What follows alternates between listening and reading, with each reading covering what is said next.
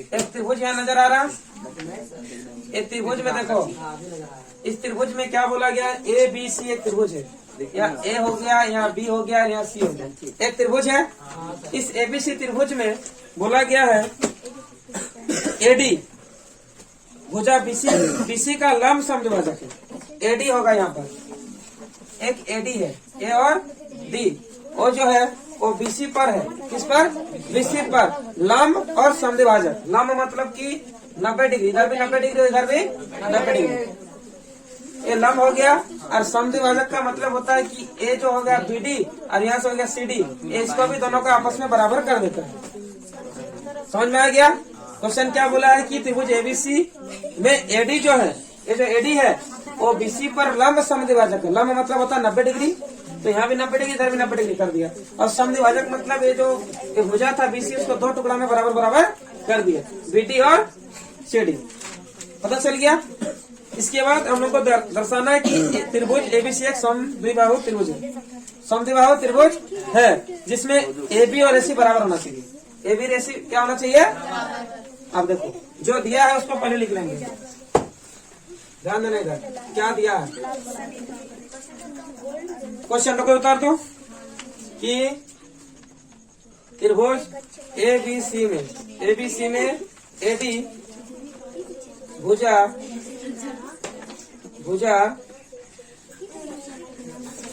BC पर लंब समद्विभाजक है। लंब द्वि समद्विभाजक है, ठीक है। ये चीज दिया हुआ है कि लंब समद्विभाजक है। हो गया? अब क्या चीज को दर्शाना है? देखो तो सिद्ध करना है, लिखना है, सिद्ध करना है। अब क्या सिद्ध करना है? तो बोला गया है कि त्रिभुज ए बी सी एक समद्विबाहु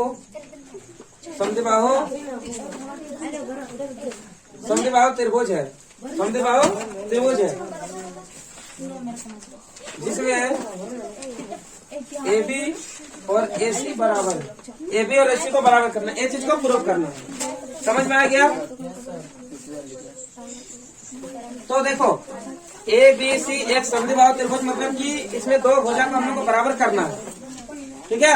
अब कौन कौन भुजा को बराबर करना है ध्यान दो, ए बी और एसी, इन दोनों को बराबर करना है। तो इन दोनों को बराबर कब होगा? जब ये वाला त्रिभुज और वाला त्रिभुज सर्वांग सम कर देंगे, ठीक है। तो ये दोनों त्रिभुज सर्वांग सम होने के लिए हमको तीन चीज चाहिए, या तो साइड चाहिए, या साइड एंगल साइड चाहिए, या फिर एंगल साइड एंगल चाहिए। इतना सारा चीज चाहिए तभी जाके ये प्रूव होगा, नहीं तो नहीं होगा, ठीक है। तो सबसे पहले देखो इस चीज में क्या क्या दिया है, पहले बता देते फिर हम लोग लिखेंगे एक एक करके। इस त्रिभुज में देखो, इस त्रिभुज में 90 डिग्री है, इस त्रिभुज में 90 डिग्री है, तो दोनों का कोण मिला। इसमें भी एडी है, इधर वाला में भी एडी है, तो भुजा मिल गया दोनों का। और एक चीज, जब ये लंब समद्विभाजक है तो यहाँ से बीडी और यहाँ से सीडी, ये भी तो बराबर हो गया। तो एक साइड ए वाला साइड, तो दो साइड मिल गया, और एक तो क्या मिल गया? कोण मिल गया।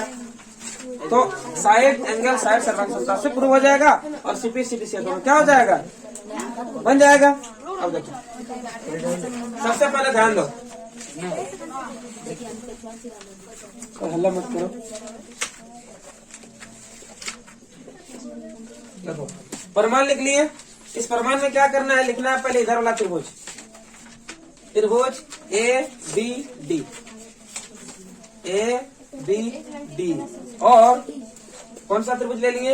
ए बी डी, इधर वाला त्रिभुज हो गया, ठीक है। और कौन सा त्रिभुज लेना हम लोग को? इधर वाला ए सी डी, लिख लो ए सी डी में, ए सी डी में। इधर वाला त्रिभुज और इधर वाला त्रिभुज दोनों में क्या क्या मैचिंग कर रहा है, देखो क्या क्या मिल रहा है। तो सबसे पहले ध्यान दो, सबसे पहले लिख दो ये दोनों त्रिभुज में एडी दोनों में है, लिख दो एडी इसमें भी है और एडी इसमें भी है। इसको लिख देना उभयनिष्ठ। क्या लिखना? जो दोनों में होता है उसको बोलते हैं उभयनिष्ठ। ये भुजा है तो इसलिए क्या लिखेंगे? उभयनिष्ठ भुजा। मिल गया एक चीज। दूसरा चीज क्या मिल रहा है? देखो ये वाला कौन, ठीक है, तो लिखो ए डी बी। क्या लिखो? कौन? A D B. ये देखो ए डी बी, ये वाला कौन हो गया। और इसके लिए क्या करेंगे, ए डी सी। तो क्या लिखेंगे, कौन, ए डी सी हो गया। अरे भी चीज लिख देंगे, प्रत्येक कौन क्या लिखेंगे, प्रत्येक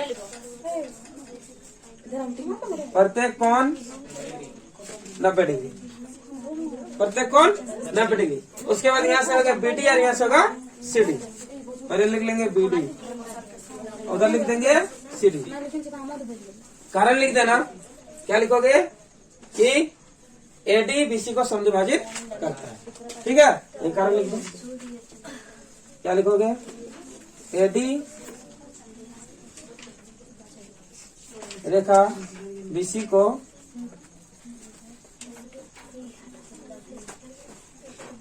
समद्विभाजित करता। समझ में आ गया, थोड़ा बराबर तोड़ देता है, बात समझ में आ गया। तो देखो ये साइड, ये एंगल, ये साइड। साइड मतलब भुजा होता है, एंगल मतलब कौन होता है, और ओके साइड। तो ये वाला फॉर्मूला से क्या बनेगा, साइड एंगल साइड सर्वांग समता, साइड एंगल साइड सर्वांग समता नियम से त्रिभुज, कौन सा त्रिभुज, ए बी डी यानी इधर वाला, और ए सी डी उधर वाला, ए सी डी, ये क्या हो गया, सर्वांग सम हो गया। तो हमको त्रिभुज सर्वांग सम करने नहीं बोला गया, हमको सर्वांग सम करेंगे इसलिए क्योंकि ये दोनों भुजा को हम लोग को क्या करना है, बराबर करना।